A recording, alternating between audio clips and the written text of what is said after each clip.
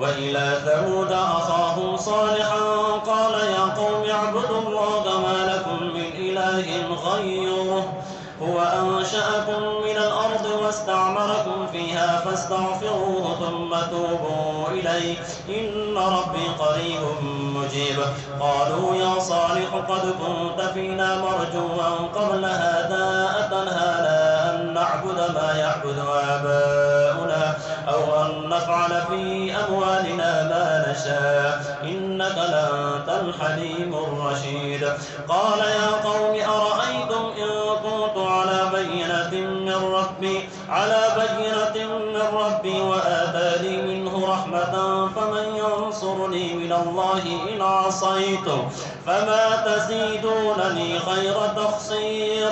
ويا قوم هذه ناقة الله لكم آية فذروها تأكل في أرض الله ولا تمسوها بسوء فيأخذكم عذاب قريب. فعقروها فقال تمتعوا في داركم 3 أيام ذلك وعد غير مكذوب. فلما جاء أمرنا نجينا صالحا والذين آمنوا معه برحمة منا ومن خزي يومئذ إن ربك هو القوي العزيز. وأخذ الذين ظلموا الصيحة فأصبحوا في ديارهم جاثمين كأن لم يغنوا فيها ألا إن ثمود كفروا ربهم ألا بعدا لثمود. الحمد لله رب العالمين الرحمن الرحيم مالك يوم الدين إياك نعبد وإياك نستعين اهدنا الصراط المستقيم صراط الذين أنعمت عليهم غير المغضوب عليهم ولا الضالين.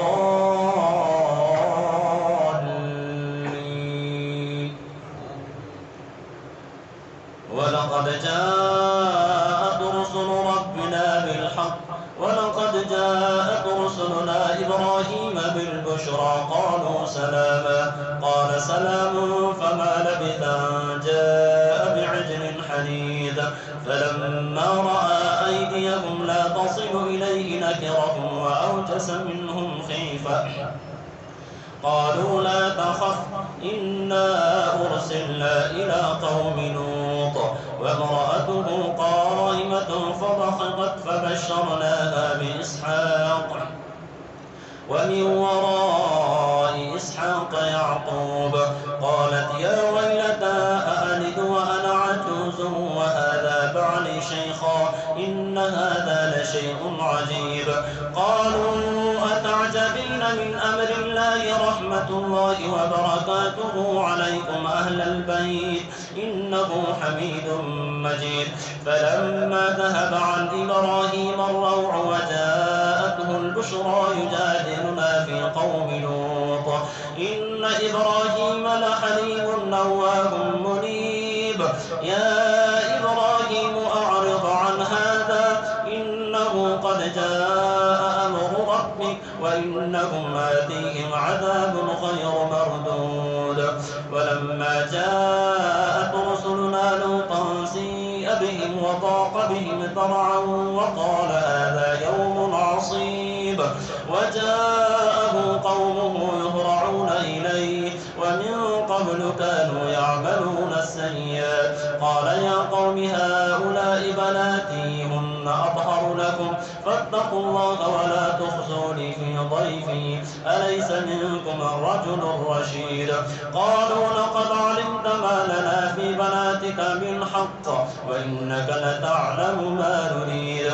قال لو أن لي بكم قوة أو آوي إلى ركن شديد.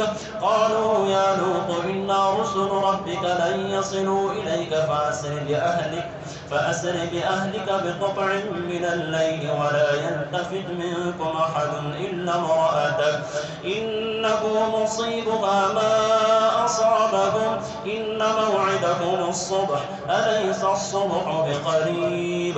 فلما جاء أمرنا جعلنا عاليها سافلها وأمطرنا عليها حجارة من سجيل منضود مسومة عند ربك وما هي من الظالمين ببعيد